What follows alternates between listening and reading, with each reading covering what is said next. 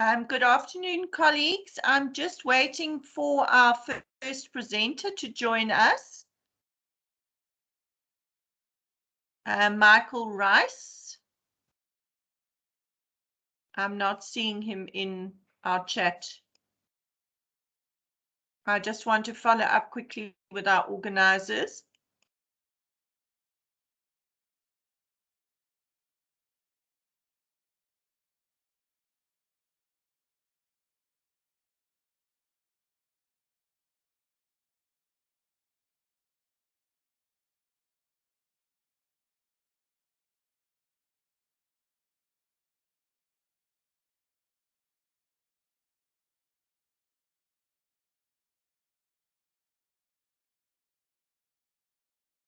Is Miss Zanele Zama with us yet?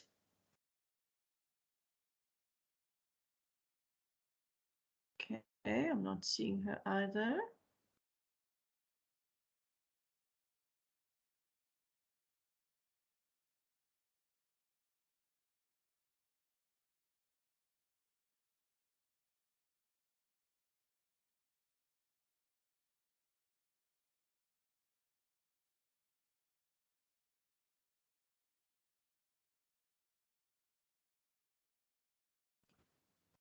Okay, I'm still waiting for our presenters to join us, ladies and gentlemen, doing our best to track them down.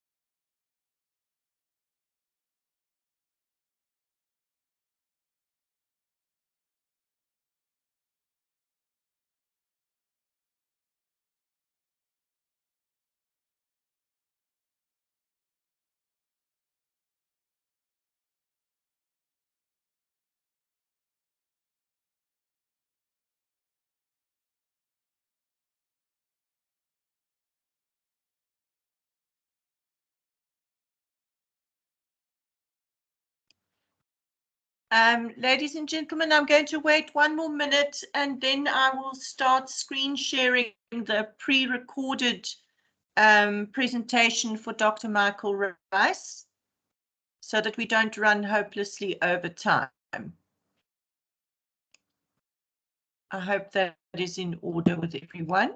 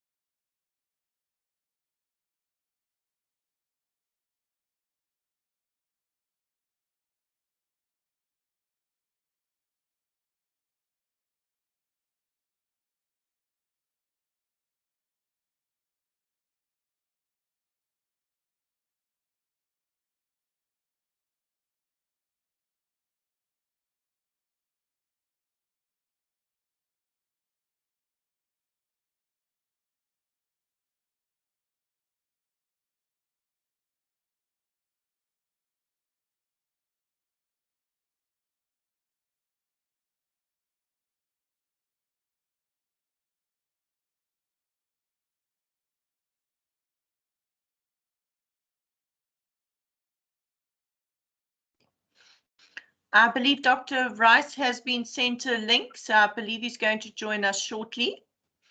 Perhaps whilst we're waiting, let me just introduce this session to save a little bit of time. So this session is falling under the theme of care and education in the early years, and we're going to have 3 papers presented. The first one is entitled "It Begins at Birth: Enriching Emergent Literacy," and this particular paper looks at the delivery of an online interactive enrichment course for in-service ECD practitioners. It broadens our understanding of emergent literacy and unpacks the contents and delivery of this course. Our second presentation is entitled "Developing Health and Good Hygiene for Toddlers in the Early Childhood Care and Education Rural Centres."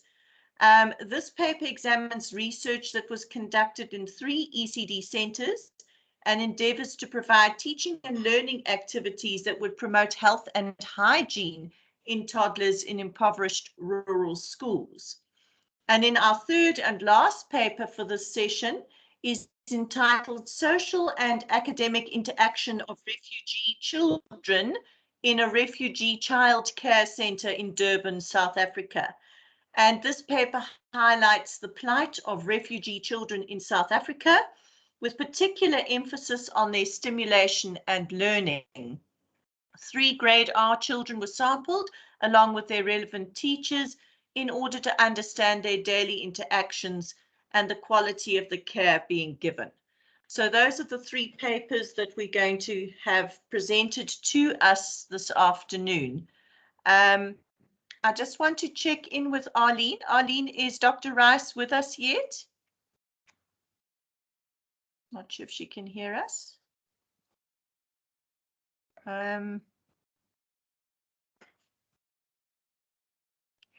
This is the joys of a digital conference. Professor Harrison, he didn't join yet, and yes. I've emailed the other 2 presenters as well and asked him to join in. So I don't know if Prof wants to go ahead and present the slides along. Yes, I think we need to move along. I don't want to leave our colleagues hanging. When he does join us, we can then hopefully get him to take over the presentation. So I'm just going to find his presentation and then screen share that with you.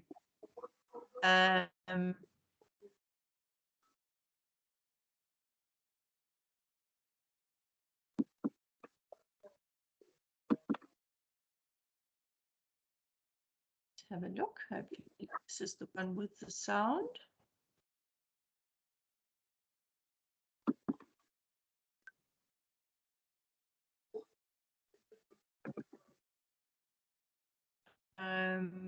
Okay, I'm not hearing sound. Can everybody see that? Yes. Okay, but I'm not hearing sound from this presentation, which is not ideal. Let me just double check that we have the right one.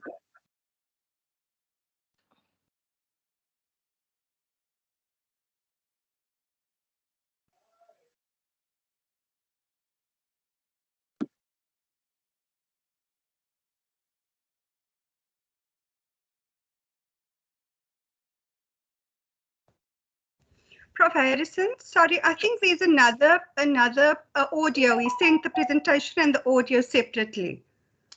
Yes, I'm just looking to see what I have. Just let me change. Sorry, I'm just going to stop sharing. Is it going to, sorry, you just need to press there. Stop sharing there.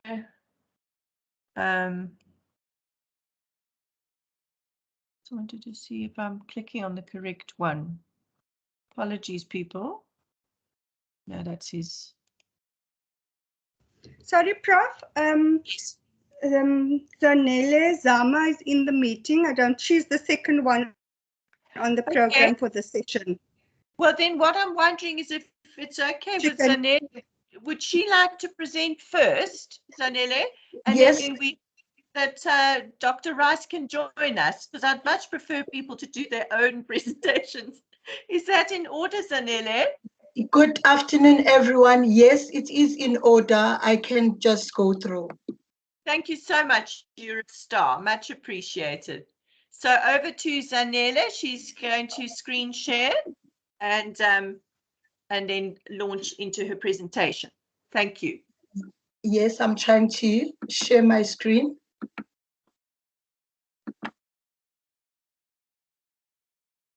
Can you see my screen on your side?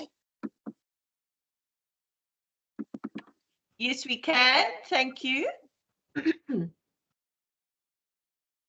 Good afternoon, everyone. Good afternoon. My name is Zanele Zama, and I am from Early Childhood Education Discipline at UKZN. My topic is developing health and good hygiene for toddlers in the early childhood care and education rural centers. The interest of developing this study, the interest developed as part of my PhD study after identifying early childhood care and education rural centers that adopted the National Curriculum Framework for children from birth to 4 years. These centers accommodated student teachers from the institution where I was working for mentorship. Then I started building a good relationship with these centers. I started observing teachers and our student teachers when teaching toddlers, and we also even shared some of the resources that were made by our students with the center. So we built that a good relationship with the center. The purpose of this study was to explore health and good hygiene practices for the development of toddlers in the early childhood care and education rural centers. I preferred early childhood care and education because these are the centers that opted for care and education that is intertwined in the National Curriculum Framework for children from birth to 4 years that was developed in 2015. So 2 research questions guided the study. What are the teaching and learning activities that early childhood care and education teachers use to achieve health and good hygiene for toddlers in those early childhood care and education impoverished centers? So how do teachers teach those activities for toddlers to understand and to learn in those early childhood care and education centers?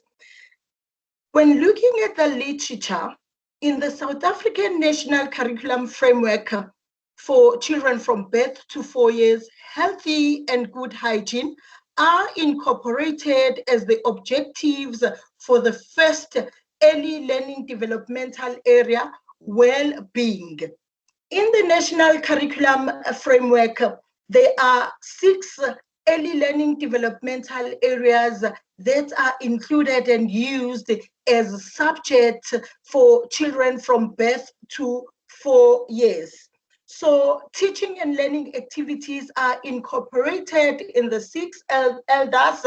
Hence, I just picked up one elder, well-being, and I also look at the objectives of the well-being as the first early learning developmental area. Also, hello. Sorry, Zanele, apologies to interrupt, but would you mind using your slide share mode?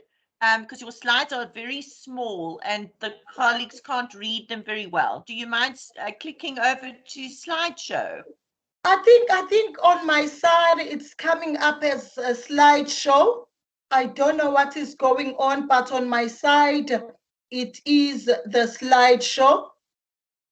Okay, now you stopped sharing altogether. Sorry if I jinxed you. No, I'm trying hard, but I started from the beginning. You don't need to redo your whole presentation, dear. Just take it from the slide you're currently on. Can I check if you can just see as the slideshow on your side right now? No, we can't. Oh.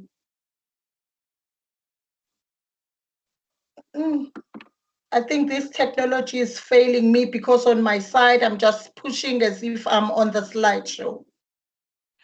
Okay, just stop sharing and try sharing again.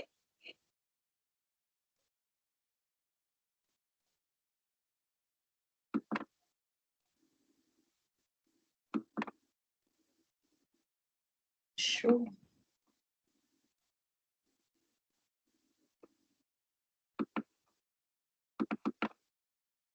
Are you not winning? I think I'm not winning because I can see stop sharing and hide. We can see your screen now. It's still not on slideshow, but I don't want to jinx you further. So just carry on with what you're comfortable with. I take it our colleagues are still all right. They can at least follow the presentation. Thank you so much. Like to indicate? Okay. All right. Thank you, Zanele. Carry on. Okay. Oh, I don't even see where I am. Okay. So also, health and good hygiene activities include hand washing and cleanliness to prevent the spread of diseases. And now, during this time, when the whole world is facing an unprecedented disaster and the health-threatening disease described as coronavirus, that is COVID-19, there is a remarkable increase on proper hygiene to keep young children healthy and safe from the virus.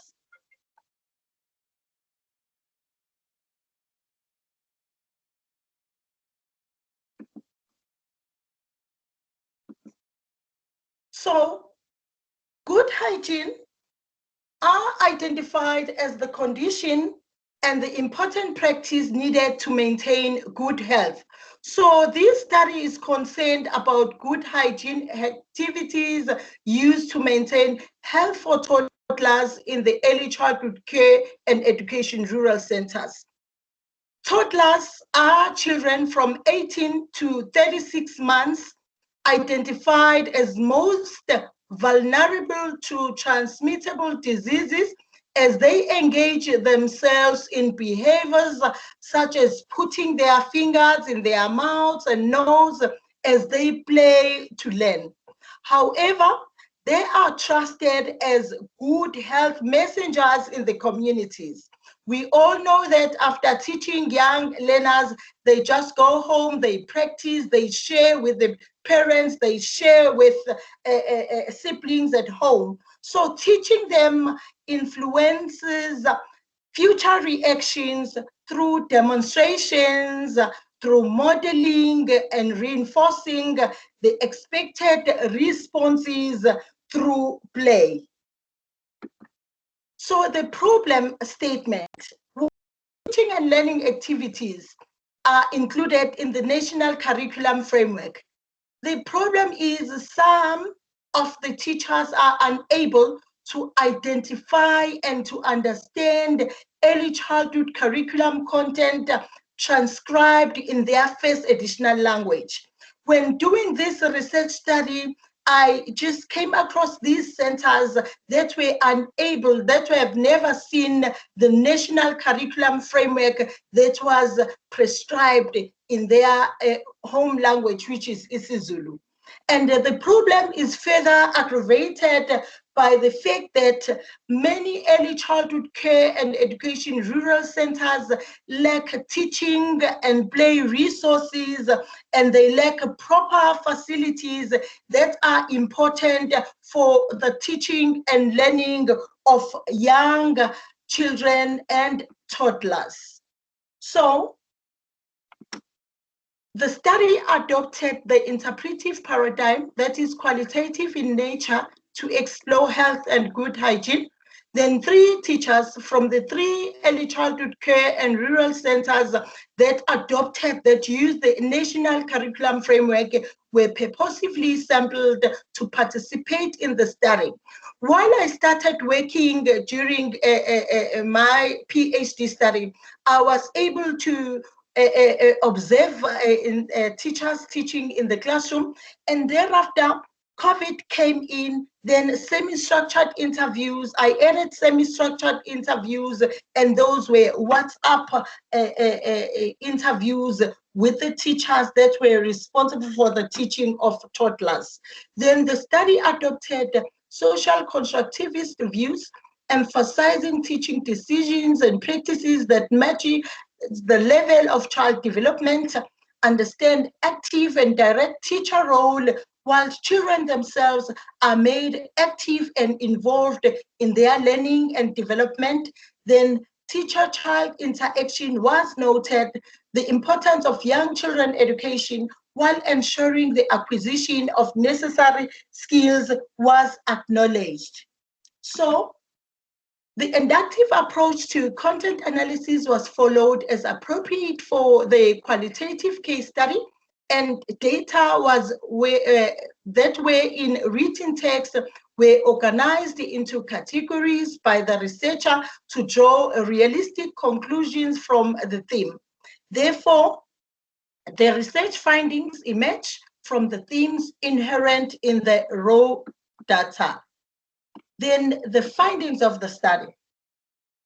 All the 3 participants shared that health and good hygiene activities in the early childhood care and education are incorporated within the national curriculum framework to include hand washing, to include talks, songs, and stories about cleanliness taught through demonstrations and role play at the interest of the toddlers. Further findings reveal that teaching and learning activities also include routine activities, as toddlers are observed and guided to wash hands before eating and after using toilet. Although teaching and play resources and basic infrastructure such as water taps to perform some of the activities were not always accessible, participant number 2 from the 3 participants made it clear that they opted for local resources such as tippy taps to support learning because they just wanted to use running water, and after observing this coronavirus, they identified that as important to them. They mentioned that at the beginning, they've been using towels for each child to dry hands, but later, natural drying of hands was advised and practiced. So after COVID-19, they just included the natural drying, and they observe and they assess young learners, toddlers, drying their hands naturally.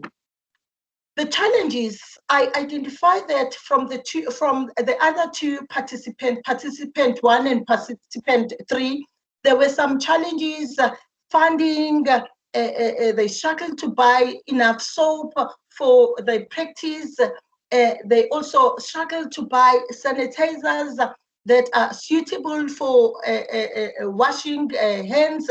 And they also identified that while they are using the PIT system in the centers, they are looking forward to building flushing toilets that they identified as more safer for their children and for the practitioners. This is what I just look as the tippy tap that they manage to make as the natural resource to wash the hands.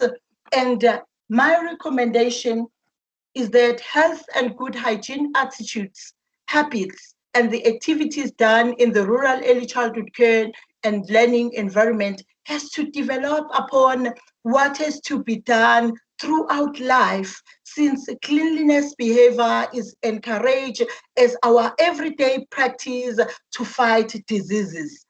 Teachers have to observe hand washing even more, because they have to observe hand washing practices after coughing, after toddlers cough in the classroom, after sneezing, after touching toys, after being in contact with some who is ill, and at all times. So now they have to be more careful, and they need to put more emphasis on this practice.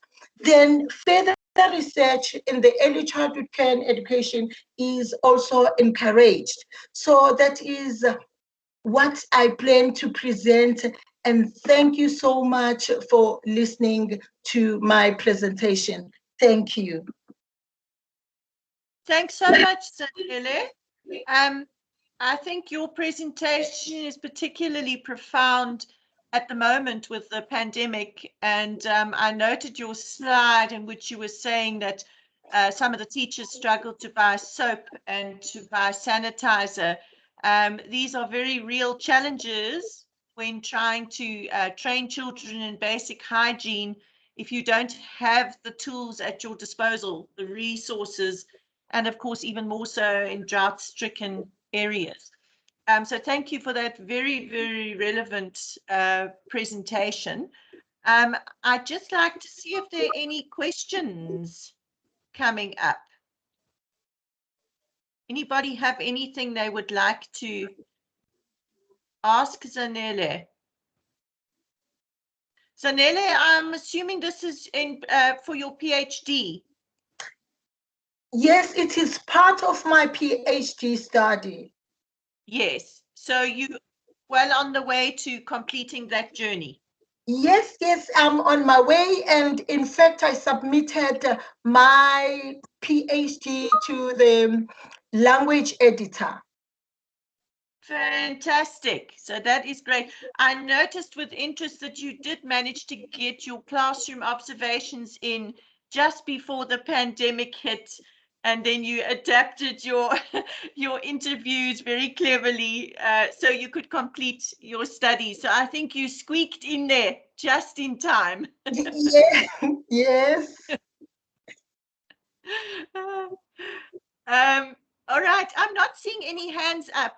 Zanele, just check the chat function to see there are some nice comments there. I just urge our delegates, if you have any questions for Zanele, you're most welcome to post them in the chat. She can answer them whilst we continue with the next presentation. I'm still not seeing Dr. Rice here, but I believe Dr. Adams Ojubela is with us. Am I correct? Dr. Adams Ojubela? Let me just check. Yes, he is with us. Check. Dr. Adams, are you with us? Are we imagining you with us? We're really not winning this afternoon. Dr. Adams, are you with us?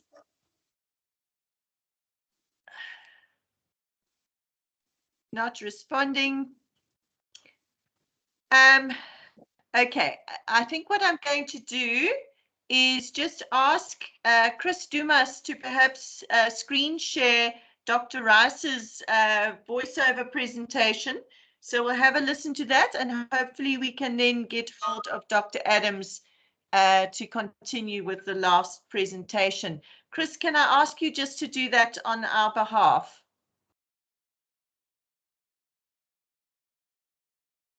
Chris with us? He is muted. I'm starting to feel like people have headed off for a cup of tea, or they've had enough. We are struggling with this session. All right, let me see if I can achieve screen sharing. And sorry, Prof. Chris says he's busy setting up the share. Is he? Okay, yes. Wonderful. Thanks, Arlene. Okay. I don't see Dr. Adams or Jabela. She's on, but it says busy, so I'm going to send an email again. All right. Okay. Well, let's just go with Dr. Rice's presentation in the meantime, and then hopefully Dr. Adams or Jabela can go after that. Super.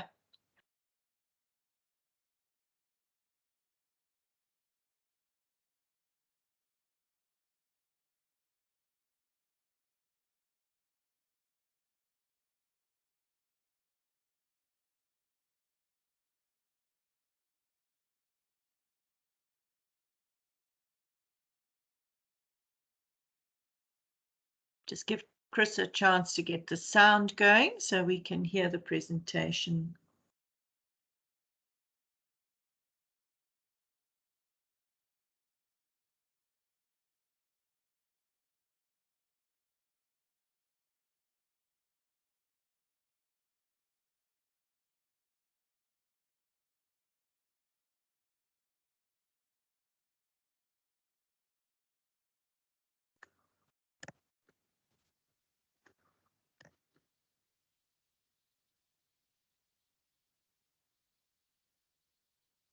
Early Childhood Development, July 13 to 14 conference.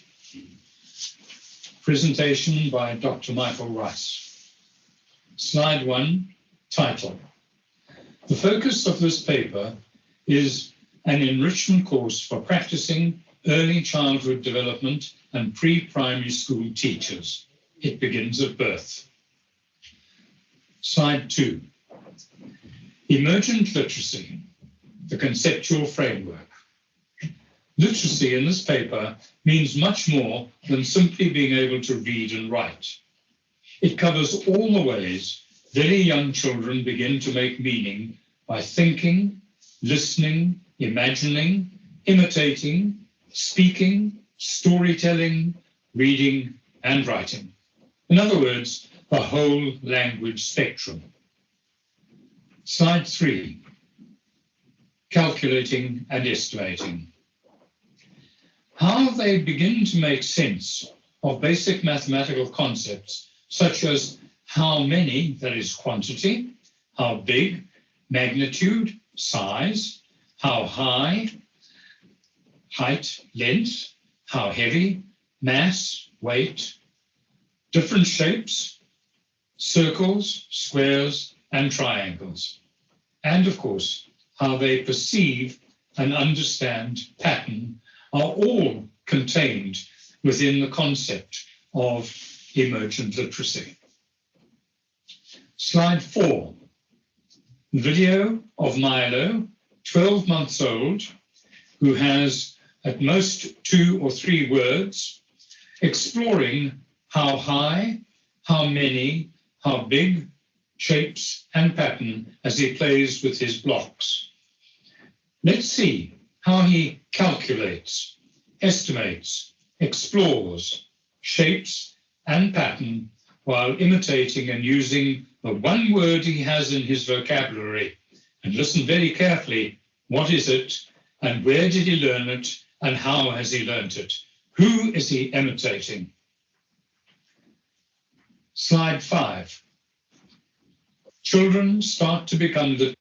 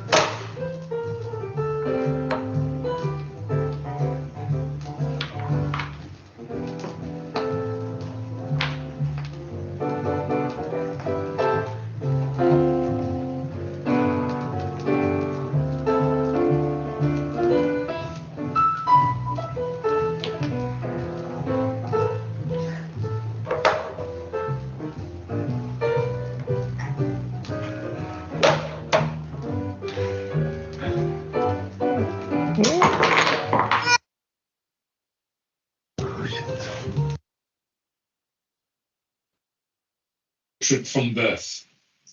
As their brains grow and develop, and as they experience and explore the world they find themselves in, they become literate. In academic language, we would put it like this: literacy is a combination of cognitive development and interaction with their environment. So, emergent literacy refers to how young children start to understand, make meaning, and ultimately use print to communicate. Slide 6. I want to pause and make a slight distinction, a subtle distinction, between the concept of emergent literacy versus language acquisition. Emergent literacy is language generated from within the child's neurological equipment, what he was born with, as a consequence of growing experience. In other words, the neurons in the child's brain connect and continue to connect with the more experience the child has. Language acquisition, however, suggests something that is acquired from without. Language that is separate and pre-existing, which of course it is. But I want to make this distinction. Emergent suggests something that pre-exists in the hard wiring beyond language, and from which it emerges as a result of the interaction between the cognitive processes and external experience. It's a subtle difference, but I think an important one. Slide 7, terra incognito, there be dragons. Newborns emerge into a world of which they have no prior knowledge, but they are, fortunately, pre-programmed with extremely complex neurological equipment written into their DNA. What does this mean? Well, making meaning, we're going to see, is fundamental. Slide 8. Think of it. How do they make sense of where they are? How they have to make sense if they're going to survive. At birth, they're catapulted into a strange world of which they have no prior knowledge, no frame of reference. And all they've got to rely on are their 5 senses that are suddenly and simultaneously bombarded by masses of stimuli, none of which they've ever encountered before. As I said earlier, making meaning is fundamental. Slide 9, pattern recognition. Making meaning hinges on our capacity to perceive patterns, copy them, and create our own.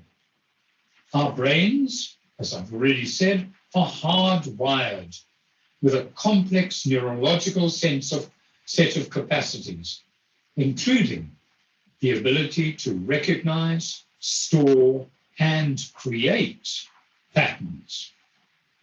And therein lies the beginning of language, of emergent literacy. Slide 10.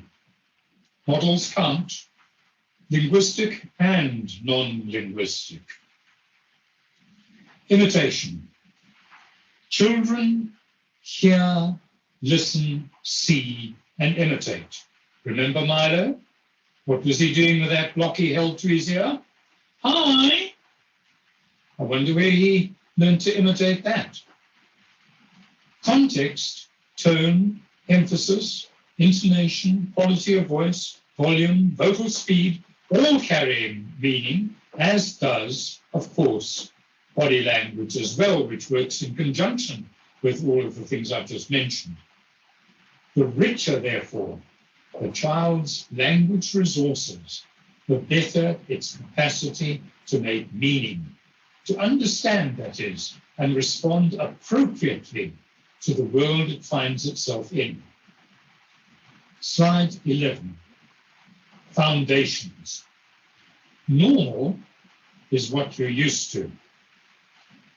Language and behavior cannot be separated. The models that we are presented with are the models we will internalize and the models we will seek to reproduce. They set the pattern for future success or not. Children born into stimulating and supportive environments are at an advantage over children who come from dislocated circumstances when they get to school. And this follows them right the way through their school careers. Slide 12, the role of ECD centres. In an ideal world, parents should provide the foundations. The reality is, of course, that we don't live in an ideal world, and the burden falls largely on ECD centres. And make no mistake of it, it's an exhausting job, it's a tiring job, it's a demotivating job, and therefore, ECD and pre-primary teachers should be nurtured, motivated, and supported by, among other things, focused, continuous professional development programs. Slide 13. It begins at birth, an enrichment course available to all, regardless of qualification or lack of it. It consists of three main principles. Literacy is a social practice and is developmental. What does that mean? It means that children learn to talk by talking, by listening, they learn to read by reading, and they learn to write by writing. I'll repeat that. Children learn to talk by talking, and to listen by listening, and being listened to. And they learn to read by reading and to write by writing. The second principle, all aspects of language are interrelated. I enumerated them earlier. Every single aspect of language that you can think of, including body language, is interrelated in the communicative process. And thirdly, narrative is one of the most important ways in which children make meaning. In fact, it is one of the most important ways in which all human beings make meaning. We all have stories, we all tell stories, we all need to tell stories. Slide 14, the objectives of the course. To raise awareness of the social and cognitive processes involved in young children becoming literate, especially in multilingual and multicultural settings. 2, to expand the teacher's understanding of literacy. Too often teachers think of it simply as reading and writing. As we can see from this paper, it is much, much more than that. And number 3, understanding the complexities children face as they explore the fundamental mathematical concepts. And number 4, provide teachers with the tools and confidence to explore their own experience in the classroom in practical, informed, and innovative ways, and to use, of course, the practical examples and exercises provided by the course. Slide 15, course content. The whole course and all exercises are premised on learning communities and collaborative learning. People, children, adults, we all learn best when we learn together. Each module ends with a quiz, for which 80% is necessary to continue to the next module. However, I recommend that the quizzes are not done in isolation. Let the accent fall on learning communities. We don't want to find out what you don't know. We want to reinforce what you've just learned. And there you are. You can see what the 8 modules are, and I'm not going to go through them. They're self-explanatory. But slide 16, the resources that support the course content. There are 90 illustrations, 21 embedded videos, 23 video hyperlinks, 51 interactive exercises to test understanding in real time, 67 chat room discussion topics, and a hard copy booklet, and the whole course is available in English and Afrikaans. Further, an app is currently being developed by Andrew Rudge of the Reach Trust it begins at birth to mitigate against data costs. Slide 17, for further information, I leave that for you to read. The pilot project was evaluated by Camilla Thorogood and Anya Morris. It has peer reviews from Carol Harrington of LRU and Dr. Shirley O'Carroll from Wordsworth, comments by 2 people who took part in the pilot projects, Peter Tekela at Netfapret in Barrydale and Dolene Masiri from Mazikor in Masipumalela. Thank you very much. Early child. Right, thank you, Chris, for sharing that. Are there any questions? I know Dr. Rice is not with us, but we can feasibly forward some questions to him. I would also suggest that you maybe email him directly. I'm just checking if there's anybody with their hands up.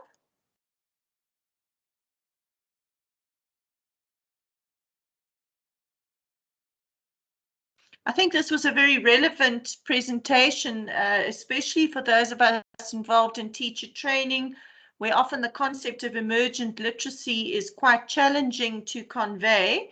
And I felt that this presentation really conveyed it very clearly. Yeah, and it's definitely a program I would looking into and finding out a bit more about. Okay, I'm seeing some hands up. This is good. Let me get to my participant. Okay, Zama, you have a question, and then we have somebody called Mastoera, followed by Julie Hay. So let's take your question first, Zama. Okay, thank you very much, Julieta. This was a very relevant and appropriate presentation, especially for us in pre-service teacher education. So it's just a very short question. I just want to know, how does he distinguish between emergent literacy and early literacy? Thank you very much. Well, obviously, I'd be answering on his behalf. I'm not sure okay. I would answer correctly, but you know, my understanding is that they're pretty much one and the same. You know, obviously, emergent literacy was coined by Maury Clay. So, you know, it depends on whether you're going to use a theorist's term or just a general term. So my understanding is that they're pretty much one and the same thing. But, you know, I would definitely email him that question and see how he responds. Thanks. Mastoera? Hi, thanks. It's Mastura. My apologies. No problem.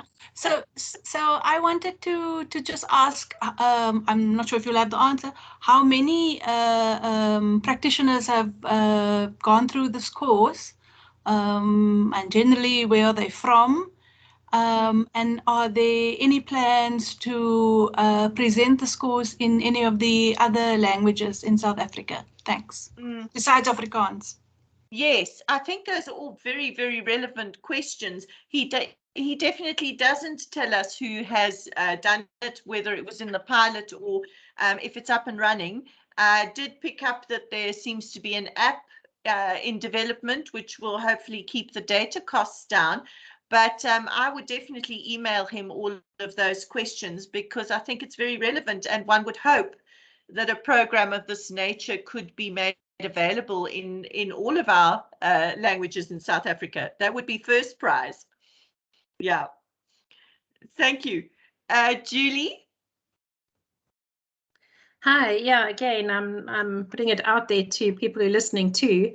I'm really fascinated about the introduction of the second language, whether it can be done in the ETD Centre. Obviously, where we're working, The home language or the mother tongue is isiZulu, but all of those children have to write their matric in English. So at which stage with that emergent literacy, when you're talking about those skills and those questions and stuff, at which stage should the second language be introduced in a conversational way?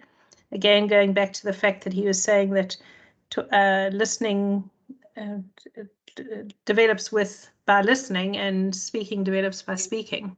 I don't know if anybody's able to give me any suggestions on that front. I can sort of respond up to a point.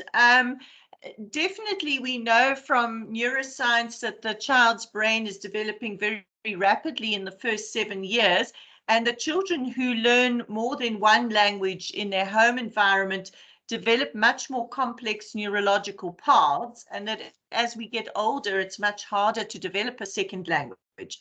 So as much as children need to hear their mother tongue, they do also need to be exposed to other languages as early as possible. And of course, that brings in things like additive bilingualism and translanguaging. All of those issues come into play. My own experience from way back when I was still teaching preschool, the school that I was teaching at was largely English medium, but we really wanted to promote isiXhosa as well. So our main helper in the classroom was fluent in isiXhosa, and we just set aside time in the day for her to do games and fun things with the children using isiXhosa. And what we did find is that when the little ones went through to grade 1, they already had some foundation of isiXhosa, which they would not have had if we just ignored it and gone only with English. So my tendency and life experience is that one should definitely introduce a second language. And I see Dr. Rice is finally with us. Hello, Dr. Rice. I've been trying to answer some of the questions on your behalf. I hope you will be able to jump in and answer some now. So do I. I'm sorry I'm so late, but I'm technologically challenged, and it's just taken me this amount of time to work out how to get into this. Well, I have no idea what you've heard, but shoot anyway. I'll do my best to answer the questions. Thank you so much. Well, firstly, thank you for a wonderful presentation. We played your recorded version. It's received a very good response from our colleagues, and we do have a couple of questions, so I'm going to ask the colleagues who posed those questions to me as the surrogate to pose them again, please, for Dr. Rice to hear what he has to say. I have one question before you begin. Did the little video clip on Milo come through all right? It did, thanks to our technician, Chris Dumas, who knew how to play it embedded in the actual video. Oh, so yes, fantastic. It was beautifully and was a delightful illustration of your point. Yeah.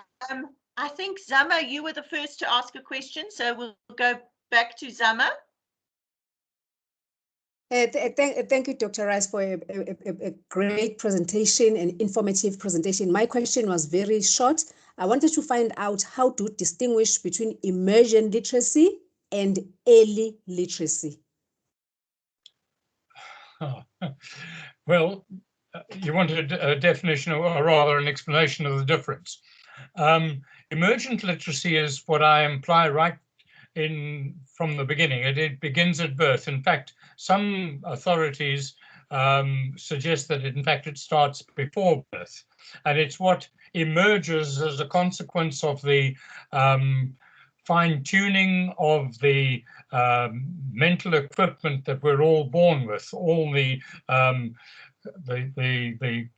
structure of the brain, as it were, enables that, so that language can start to develop. It's innate and within us. It's not that we have a specific place in the brain, we don't, but the brain is so configured that all its bits and pieces, I hope I'm not simplifying this too much, bits and pieces work together to be able to create the possibility of responding to stimuli that enable it to verbalize and eventually make sense and make words and sentences and utterances that make sense. But early literacy would be a stage beyond that. A stage I would assume that starts more or less when children have mastered the grammar, have mastered being able to communicate orally, that is, with those around them, and one would take it from there. But you know, there are no fine lines between these things. They're gradations, and nothing happens really in logical sequence, really. It's all as a question of what kind of stimuli the child gets, when the child gets the stimuli, and from whom it gets them and how it gets them. So there are a lot of variables involved in this. And I suppose it boils down to, as far as emergent literacy is concerned, the nature of the environment into which the child is born. And one of the points I think I make in my presentation is that children who are born into a stimulating environment where they are, first of all, given opportunity to express themselves, and secondly, and very importantly, are listened to by sympathetic adults and adults who are interested in them and encouraged to express themselves. Children like that develop verbal and oral skills that enable them to cope with the kinds of demands that they're going to meet when eventually they get into the formal school system and assumed to be able to do things, and they're in a huge disadvantage over those kids who come out of environments where they're ignored or they're punished, or in some way or other they're discouraged from expressing themselves or feeling that they've got anything to express at all. And their role models are really ones that are associated with anger and with discipline and those kinds of negative inputs. Does that help? Thank you very much. That helps a lot. Thank you so much, Deto.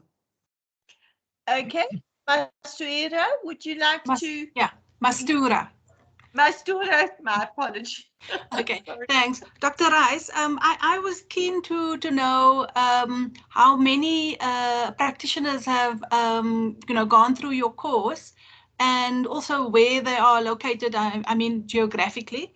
Okay. And then I wanted to know if you have plans to present the course in any of the other official languages in South Africa.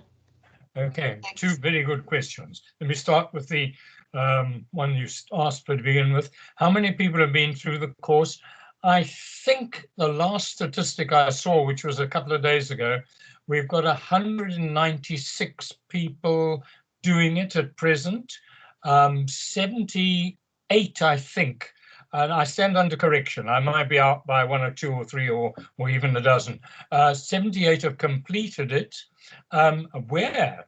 Now, this is very, very interesting. Obviously, in the Western Cape, we've done quite a bit. Barrydale, Masiphumelela, and various other sites. But we are active in Northern Province, that is Limpopo, and in Eastern Cape in Grahamstown. My daughter Damon, who is responsible for handling this kind of thing, is much more up to date with it. But I think we're active in, I think, 7 of the 9 provinces. So it is spreading. It is spreading. And when I say active, the numbers, if you split them up between those 7 provinces, become rather small. But it is growing, and people do have terrible problems with connectivity and remembering passwords and things like that. So, you know, there are a lot of obstacles that people have to overcome. Then secondly, the second question you asked was, do we have plans to have it in other languages? Very definitely, yes. It's in English and Afrikaans, and it was simply in English and Afrikaans because we were situated in the Western Cape, and I have a very close connection with Net for Pret, which is a youth development center in Barrydale, which is obviously dominated by Afrikaans, and I've been working there for the last 7 or 8 years. And of course with Masipumalelo, where the language in Masi is dominantly English, whereas in Barrydale it's dominantly Afrikaans. So that's why we chose those two to start with. But we have plans to have the whole program translated into isiXhosa and isiZulu and Sotho and so on. But again, as you can probably appreciate, the problem is always raising funds to do that, and it's not an easy task. Though I must say, the people who have been funding me, HCI, have been absolutely fantastic, and I've had to revise my feelings about the corporate world in many respects. Does that answer your question? Yes, thank you so much. Okay, Julie, I'm going to have to ask you to just type your question into the chat function, because otherwise we're going to run over time. We need to now share our next presentation, which is from Dr. R. Adams Ojubela. She has requested that we play her recording, and then she will take some questions afterwards. Dr. Michael Rice, thank you so much. I'm going to ask you just to switch off your video, and then please just look in the chat section. Anybody else who's got questions for Dr. Rice, please pop them in there, and he'll do his best to respond whilst the next presentation is running. Arlene, I think, is setting that up for us. Thank you so much, Arlene.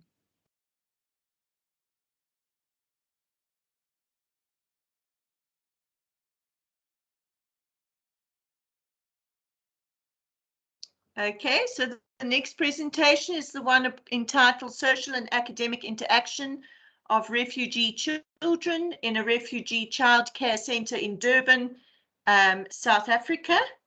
I just want to confirm, Chris, would you mind sharing the video for us? Hi, Julieta. I'm going to share the video as well. You're sharing. Okay, wonderful. Thank you so much, Arlene.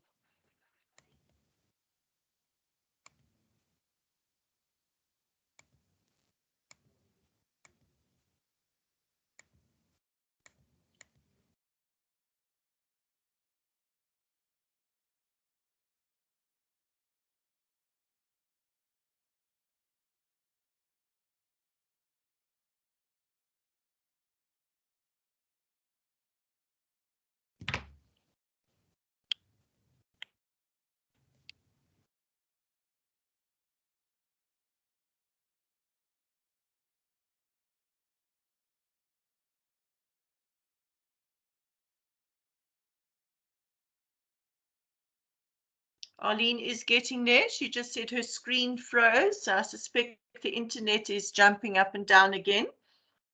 Please just bear with us. We're getting there.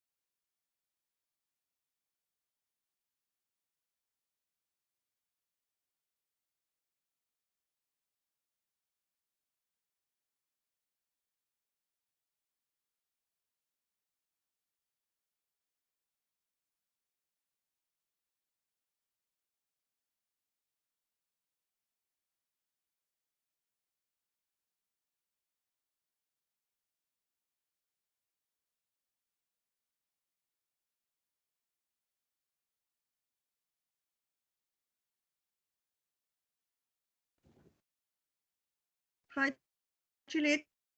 Can you see my screen? We can see the screen. We just don't hear anything yet. Okay, can I start? Please do. Right. Thank you.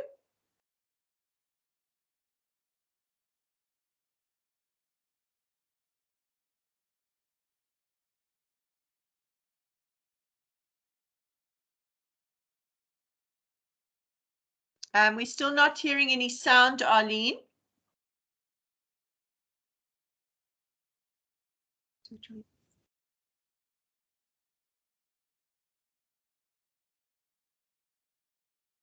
It's obviously playing, but we're not hearing it.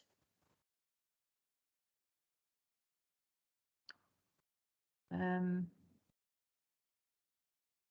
not sure. Dr. Rice, just to flag for you, there are a couple of questions in the chat, if you would like to answer them in the meantime.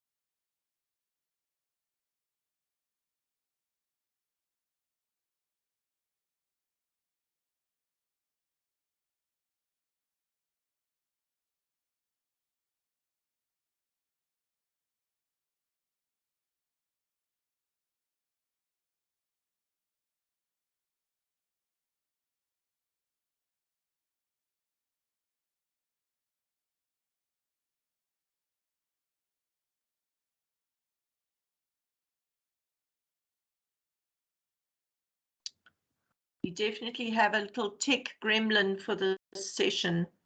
Must be because it's the end of day one.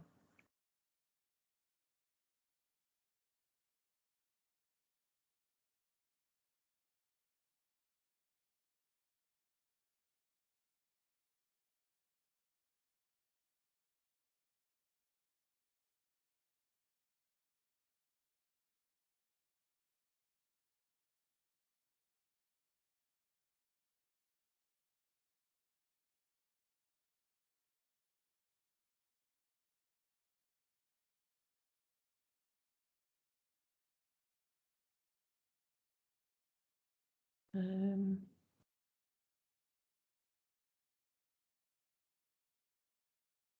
not sure if Arlene is winning.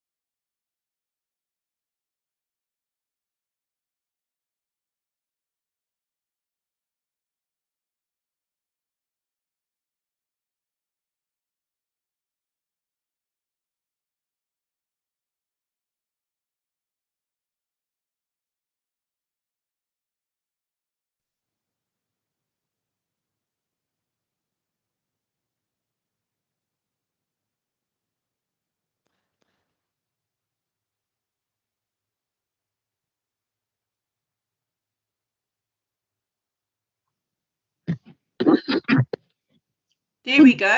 We can hear and see. My name is Rashida Adams Ojugbele. I am a postdoctoral fellow with the University of KwaZulu-Natal, discipline of ECD and foundation phase. Growing up as a child, I always wondered why some children were in school while some others stayed home. During my primary school years, I'd always see some children playing outside their homes on my way to school. This became a great concern, and I started asking questions from my parents. All the answers I got, mostly from my mother, seemed unsatisfactory. I'll forget about this until later in my education career. After my undergraduate studies in science education, my interest in early childhood education came back. As a preschool teacher then, I enrolled for a postgraduate study in ECD, and I enjoyed my studies at that time. Over 10 years of experience at that time, I witnessed the challenges faced by children from socioeconomically disadvantaged background, and I have listened to parents share their struggles and experience on how difficult it has been for them to get a suitable ECD centers for their children. Further, as an immigrant and a postgraduate student in Durban, University of KwaZulu-Natal, South Africa, I have been opportune to interact with refugee parents in the community. As such, I have witnessed and I've also heard of many challenges these parents are facing in terms of survival and generally as gaining access to ECD centers for their children. Their struggles occur in a context where the rights of refugees, including the rights of or the right to education, are not only ensured by the international policy framework to which South Africa is a signatory, but are also enshrined in the country's constitution. Hence, the need for today's presentation, the need for the study. The topic of my presentation is social and academic interactions of refugee children in a refugee childcare center in Durban, South Africa. Different research evidence has shown that children who are exposed to quality social and academic interaction during their preschool years are more likely to develop the necessary skills needed to succeed in school. Decades of research has also shown that the nature of these interactions interact with the children's background, which impacts on how well they thrive in subsequent learning and development. In all of this, children from refugee background should not be left out from this lifelong opportunity. As a group, children from this background are particularly vulnerable due to their status in their countries of residence and their social economic circumstance. Thus, today's study or today's presentation focused on learners transitioning from a preschool in a center for refugees in the Durban area of South Africa to the mainstream schools in and around Durban. For today's presentation, I will be focusing on two of the learners. To be able to do this, the study aimed to examine and analyze the nature of classroom interaction between the refugee children and other adults in the childcare center. We also aim to examine and analyze ways in which the grade R learners at the refugee center are being prepared for the mainstream school. or mainstream schools. We also want to look at how ready are the children who has actually passed through the Grade R Center. How ready are they in terms of their social and academic integration into the mainstream school?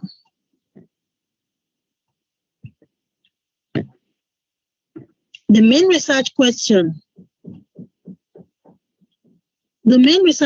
for this presentation for the study is, does participation in Grade R Anti-Refugee Center adequately prepare children for academic and social integration into the mainstream primary school? We want to know if their participation in this center has actually helped them to be ready for school. This is just a picture of the center, and it may interest you to know that this particular space that we see is where the children have almost all the activities they partake on a daily basis. If you look behind you, you will see where their mattresses are kept. So when it's time for them to go for a nap, they are made to leave this space, and the mattresses are spread around and they're made to sleep, and life continues like that. So we utilize the ecological model of human development by Urie Boyfriend-Brenner to explain the concepts on that study. The model actually explains human development in terms of interaction between four major factors: the process, the persons, context of development, and the time where this interaction happens. In relation to this present study, the model actually explains the interaction that occur amongst all the study participants. We're talking about the sample children, their parents, their caregivers, teachers, the context in terms of their home, the preschool center, the neighborhood, the community where the school is located, and the parents' place of work. Because all these things come together to influence what happens to the child. And we also put into consideration the variation in terms of movement from one stage of development to the other. The process of interaction, which is the primary engine that brings about development on the child, is also taken into consideration. Now, for this to be well, for us to be able to achieve our aim for the study, and for us to be able to answer the questions that were asked in the study, we utilized a qualitative ethnographic study, and this was implemented over 2 years. During the first year, the first phase of the study, the children in the Grade R centers were observed. This was done through participant observation. We had interviews with the teachers, their caregivers, the center management, the children's parents. Field notes were taken of observed interaction. Reflexive diary was also kept. During the second year, a number of 9 learners were shadowed from their Grade R to the school, the transitions in the mainstream school. Like I mentioned at the beginning of this presentation, that for the purpose of today's presentation, we only will be using 2 of the learners. So during the second phase of the study, we interviewed their teachers, their Grade 1 teachers. We also took field notes. We observed the learners in their classroom during all the activities they partook in their Grade 1 school. This is still This is just the grade R. This is the building where it was located. This is another side of the classroom where learning activities take place. This is the bathroom. We can see how dilapidated the sink is, and this is where the children are kept. This is the same space I showed us at the beginning of the presentation, and this is where they have their playtime. They do not have the opportunity to go out of their classroom because it is located on the 4th floor of the building. So, transitioning to the grade 1 in the mainstream school, like I said, 2 sample learners were enrolled in the same school, and they are specifically chosen for today's presentation. But they happen to be in different arms of the grade 1. The school they transitioned to is a public government primary school under the KwaZulu-Natal provincial government. And in the school fees are being subsidized. They were being given free workbooks, textbooks were provided to learners. The environment seems conducive. And although the ratio of learner to teacher is 45:1, and this in a way was a burden to the teachers. They have a structured curriculum since it's a government school. And according to the teachers, one of the things they talked about was the high voluminous curriculum they have to teach to the learners in a specified period of time. And these were some of the factors that the teachers mentioned during the observation. I'll quickly take us through the background of the 2 learners. Tammy, as indicated here, is not the actual name, and Nati is not the actual name of the learners.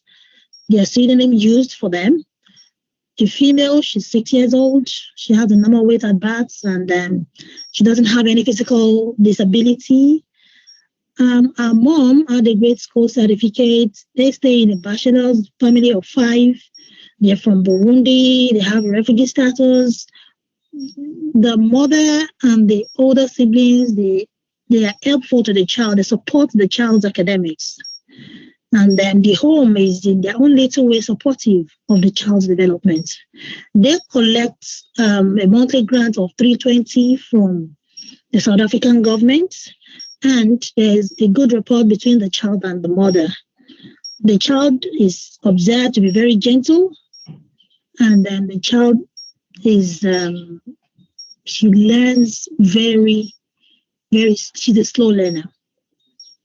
Nati, on the other side, is also 6 years old. He has normal weight, same as Tammy, no physical disability. Both Nati's parents are uneducated. They are not educated. They also stay in a bachelor. They have 5 members in their family as well. They are from Democratic Republic of Congo, and they have refugee status in the Republic. From the observation and from the interview with the parents, it's obvious that Nati's home is not supportive of Nati's development. And this actually showed in his attitude and behavior in school, interaction with other peers in the grade R. Then they also collect the monthly grant, and from what the mother said, they don't really have good interaction because Nati happens to be a very, very difficult child, according to the mother. She says that he's violent, and this again I saw during my observation in the grade R. He's a very violent child. He's very playful, and he hardly wants to learn. He struggles with his academics from my observation. So, when they transitioned to the school, what were the things that we observed? We actually want to see from the beginning of this of the study if their participation in the grade R actually prepares them for transitioning into the mainstream school. If it actually prepares them for effective integration in terms of the social and the academic well-being. We want to see the nature of interaction between their grade R teachers and their caregivers and how this would help them to be ready for school. So when they transition to the mainstream school, we observed that Tammy was not socially ready due to Tammy's nature. Remember that I did mention that Tammy is a very quiet girl. She finds it difficult to interact with other learners. She's very slow in terms of academics. It takes time. She needs individual attention for her to actually grasp and to understand the concept that's been taught to them. So because of this, because of the nature of the interaction, because of the fact that the grade R teacher has so many children from troubled background put with her with just one assistant, almost 50 learners in one class, and it's so difficult for her within the time frame that she has to help them, to help individual learner with their needs, with their academic needs and other needs. So they are just able to do what they are able to do within a time frame. So this actually affected her by the time she moved to grade 1, where they are expected to be more independent.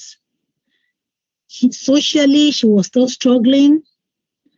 It was so difficult. It was a bit difficult for her to integrate into the social and the academic domain of the school. Although she adjusted after the end of by the end of the first term, for the first academic term, she was able to adjust, and then she was beginning to adapt to the situation. The school have an intervention program for learners that are struggling, and she happens to be part of those that were included in the program. For Nati, he was socially ready because he was a very social person during his grade R, but academically he was not ready. It was very difficult for the teacher or for the grade R teacher to help him, because the grade R teacher has different learners who has the same nature and attitude and behavior as Nati. So she actually has a lot to deal with. So she was only able to do what is possible within the time frame. So it was a bit difficult for him to integrate well into the academic domain of the school. It took time, it took a longer time when compared to Tammy to adjust. He started adjusting towards the end of the second academic year, second term, whereas Tammy adjusted after the first academic term. He also participated in the intervention program. So we want to talk about the contributing factors to the observed trends. The trend that we observed, that we noted, what were those factors that contributed into it? The factors, we divided it into two. The first one being the learner's background and characteristics. The second one, we termed it to be the school factors. Under the learner's background and characteristics, we noted learners' traumatic backgrounds. We also noted parents' level of education and their involvement in their child's academics and life in general. These are parents who wakes up in the morning, drop the children off at school, and go out to find a means of survival for their families. So most times they come back late in the night when the children are ready to sleep. They have been left to themselves from the grade house center back home, no parents to be there for them to help them through the day. So they're just left to do things on their own. So most times when the parent comes back from work, the children are already sleeping or there's virtually nothing to do. So learners' individual difference and interest also contributed to the observed trend. When we talk of the school factors, the first thing we noticed was a high teacher-learner ratio. The grade R class, 48 to 1 teacher and an assistant. In the grade 1, which happens to be a government school, we have 1 teacher to 45 learners. So it was difficult. We also mentioned, we looked at the inappropriately structured curriculum for the grade R. When the grade R teacher was interviewed, she made mention of a host of things that actually shows that there's no structured curriculum that they use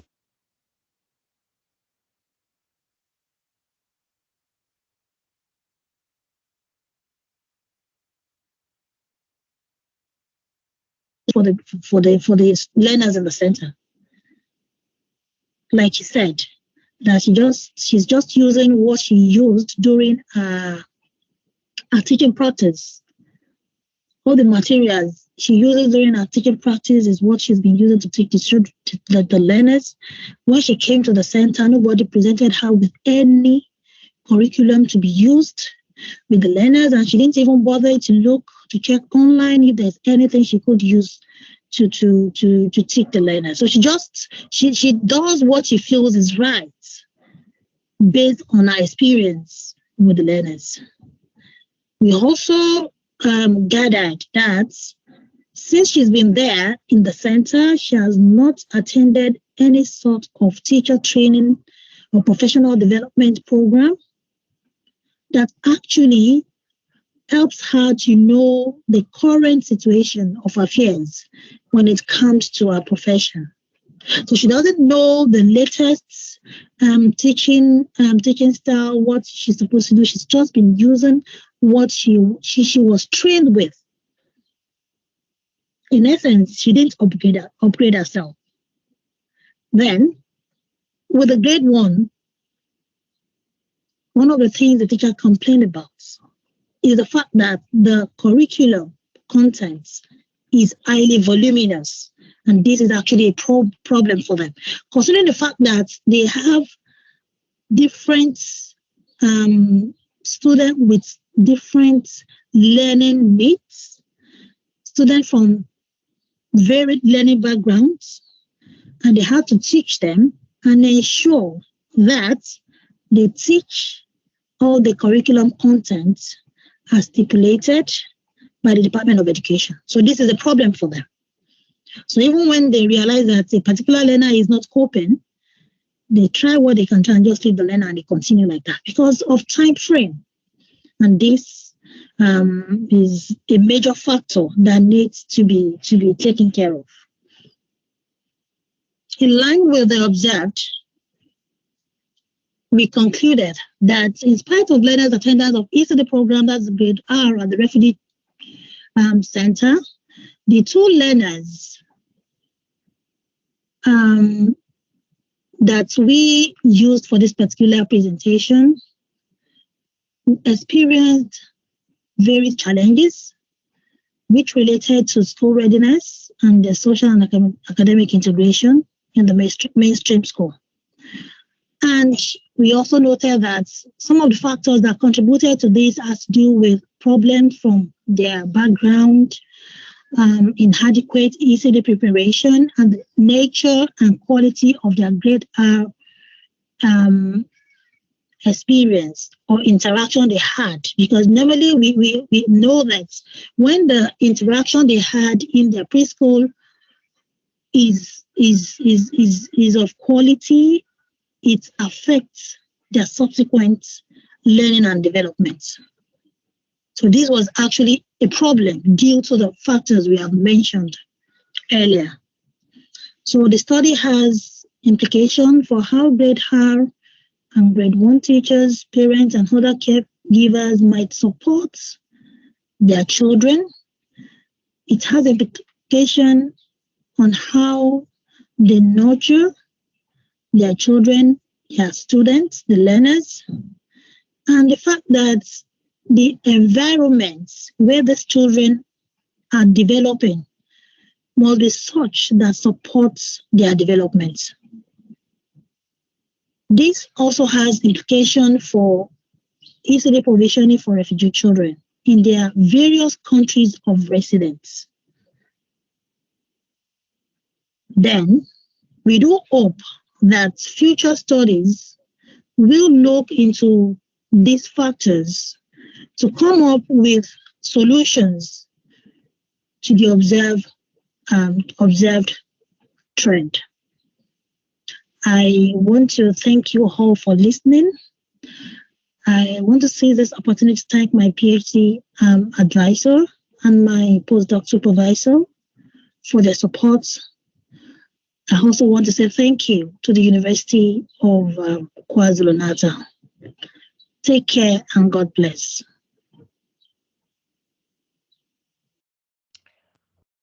Right, ladies and gentlemen, we are running a little bit over time, but I think we can still afford to take 1 or 2 questions for Dr. Rashida.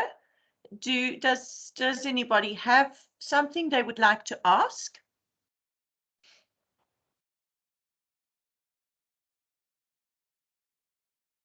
It really was a fascinating presentation. I thoroughly enjoyed it. I think it gave us all a different perspective. Something we don't often think about is to pause and think about refugee children in this country and how they are affected by their circumstances. So thank you so much for a really fascinating presentation. Do any of our colleagues have anything they'd like to ask Rashida? I'm just checking for hands.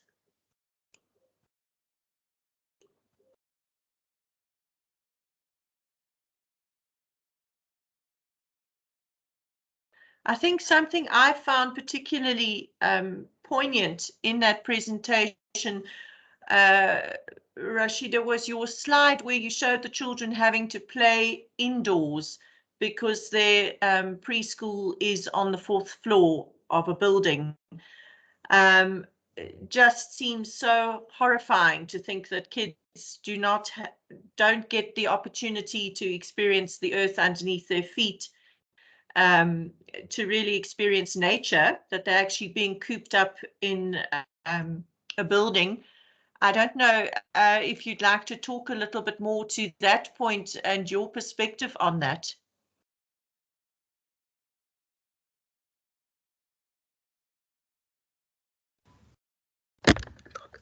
Hello, good afternoon. Good afternoon. How are you? We are very well, and thank you for a lovely presentation. Really fascinating. Thank you so much for listening. I'm sorry I'm not able to present this today.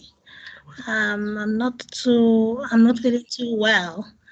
But with the question you asked, when I did the research, when I went to the school, my interaction with them, I spent a long time with them at the center. My interaction with the management of the school actually said a lot to me. Yes. And at the end of the day, I realized that that was the only option they had. Yes. That was the only option they had. In fact, they knew the place was not appropriate. But because they do not have other options, they had to take what they have because they understood the importance of early education for their children. And in spite of the situation that surrounds them, they still want to give them something. But because in a way, they don't have lots of choices to choose from, they had to take what they have. Yes. Yes. No, thank you. Yeah, so making the best of a very difficult situation is what you're obviously saying. All right, just check if there are any other questions for Rashida. I'm not seeing any more hands. I suspect everybody's a little conferenced out at the end of our first day. But despite the technical difficulties, I think this has been a fascinating session with some very, very strong presentations. So thank you to all of our presenters for this afternoon. Ignore them. Just a reminder that tomorrow we actually start at 9 o'clock, not at 9:30. So please be sure to log in, click on the links. And if you're unsure of anything, also check the conference website. Doing the last check. Any hands? I'm not seeing. I'm just hearing somebody's background there. Yeah. So thank you, ladies and gentlemen. Have a warm evening. Stay safe. And we'll see you again tomorrow. Take care. Bye-bye.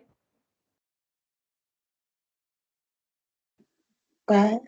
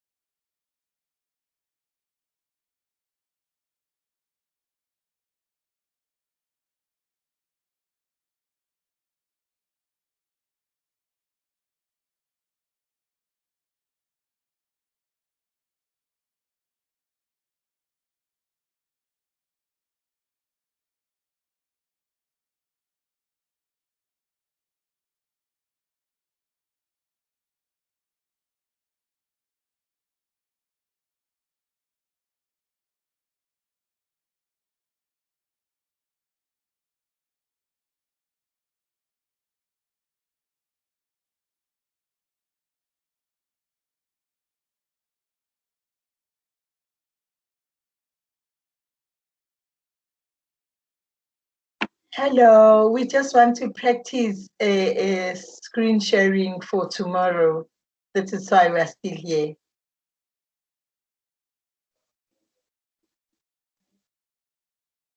Marcelo, Pajane Marcelo. Hello. Sawubona Marcelo.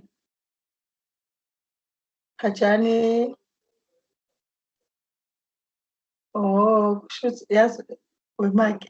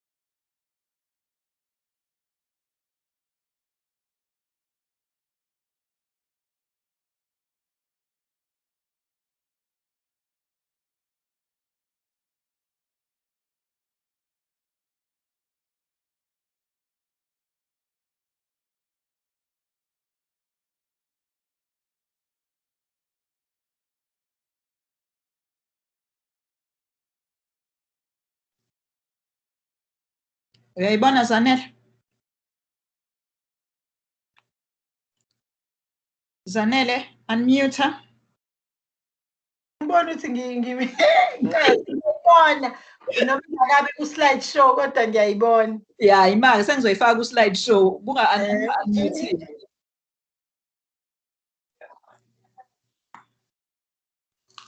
Wow, well done. Well done. Wemaki, awukubuke yami-ke ukuthi indaba kadinga yena u-slide show, yes? Imaki ngiphume. Phuma-ke oh, hayi siwenzile oh, awunankinga-ke nje manje uya-sorted, uyadone. Imaki ngistophe ukushare. Yeah, awuyifake.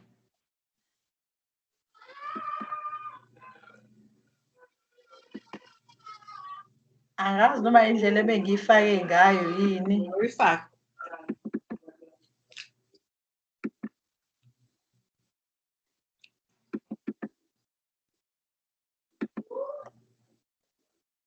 Uyayibona? Imayikaveli. Uyayibona Maki? Ayikaveli wezanele. Imisazoza. Linda kancane. Ya, nanso-ke. Faka-ke ku-slide show. Uyabona-ke ngizake oh. Uyalapha ya from beginning. Lapha ekuqaleni. Oh, ekuqaleni lapho. From the beginning. Klikha lapho. Ngiklikhile kodwa kumina isivele as slide show. Uyabona ukuthi khona inkinga engiyenzayo? Ya, khona inkinga. Yabona kumina ayivelile as a slide show. Kade wenza slide show ufike waklikha kwase kuvela ini. Lalela awubuyele emuva. Awubuyele emuva. Sengibuyele emuva. Sengithi stop sharing. Ungastop ukushare, buyele emuva. Qala-ke share futhi. Inkinga yami kusho ukuthi la. Share futhi. Uyabona la mengisathi nje sharing khona into ethi desktop, khona into ethi window screen share. Mase kube khona into ethi PowerPoint. Ungayiclick lethi PowerPoint. Klikha lethi window. Screen share. Angithi klikha lethi window. Ngiklikhe yona impela ke Maki. Bese uma usuyiklikhile lethi window izobe sikukhombisa ke i-PowerPoint yami. Bese uklikha kuyona bese uthi share. Hayi kusho ukuthi inkinga ikwi-computer yami ngoba I do exactly that. Kulungile uyenze futhi khona into engifuna ukuyibona mase i-PowerPoint ivelile. Oh, okay. Yabona nje ngiyeza-ke futhi. Ngiyeza-ke manje sengithi share. Ya. Uyaveza enye yomunye umuntu manje. Oh, hayi iveza enye into manje. Othi noma ngiklikhe kwi-PowerPoint wrong. Stop sharing. Kusho ukuthi angiklikhanga kweyami, ngiklikhe enye screenini esescreenini othi ngibuye. Ithi window, ithi bese window ivele yami. Ya. Nayi-ke. Uyayibona? Akaveli. Oh yeza-ke. Nanso-ke. Okay. So nanso-ke indaba la ikhona-ke. Ya. So wena ngesikhathi usulana-ke. Wenze njani? Ngivele ngaku from the beginning. Imake ungaqala uye. Khona engifuna ukuyibona kweyami i-PowerPoint. Kodwa phela ukuthi iyafana ngoba mina eyami ithi play from start. Shuthi eyakho ngoba phela iyafana ithi yami from beginning. Imake.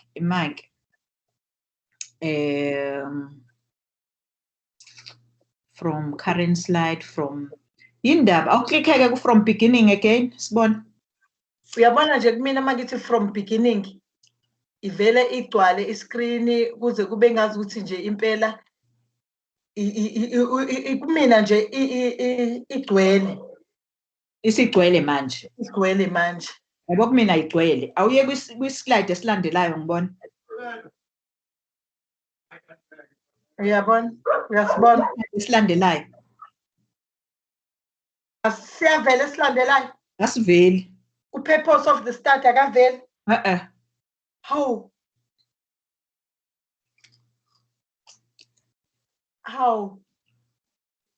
Kusavela nje ilento yakho kuphela. How?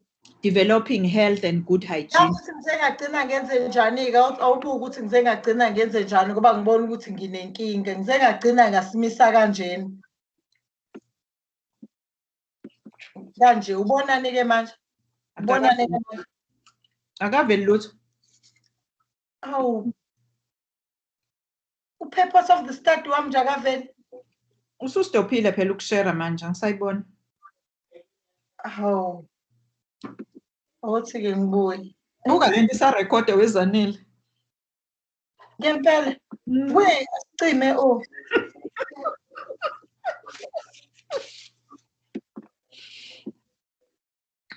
Uyabona angeke ngayike kulo. Angeke ngayi from from uyabona manje ukuthi kuvelani manje? Yeah. Kuvelani? Kusavela nje. Islide sokuqala. Interest. Iyavela. Oh, bese ngenza kanjena ke ngipresente kanje kodwa singekho ku slide show. Kulungile ke njengoba uphakathi awuclick from the beginning. Sesibona ukuthi ene izoya kuphi. Iya from the beginning ngike kumina. Ayike la. Hayi kusho ukuthi mina nje ngizoyiveza incane into yami yabona? Kodwa ngcono ngoba mdala. Ngoba manje kanje iyahamba angithi iyaveza ipurpose. Kodwa ngoba ivelile that's important. Ngigcine sengenza kanjena ke ngoba ingenzeki. Yabo ilithithu yabona? Okay. May recorder kasiphume sheshe. Hayi akunalutho phela umuntu uzolalela agcine lapho. Ngeke azayilalele le conversation. Oh. Ngicabanga khona into ozoloke eyolalela le yanto kaDokhonjenda. Kangcono ke okungcono ngoba yakhe isidani yenzeka. Mina yami ngazuthi uMicrosoft Teams unayo inkinga. Hayi unenkinga nje Teams. Nami le nto egcina sengiyisho kuJabu uthi hayi unenkinga. Kulungile ngale Zanele. Bye bye ke sengiprepare eyami kusasa ngiyayi fine tune. Okay, sure, bye bye. Okay, thanks.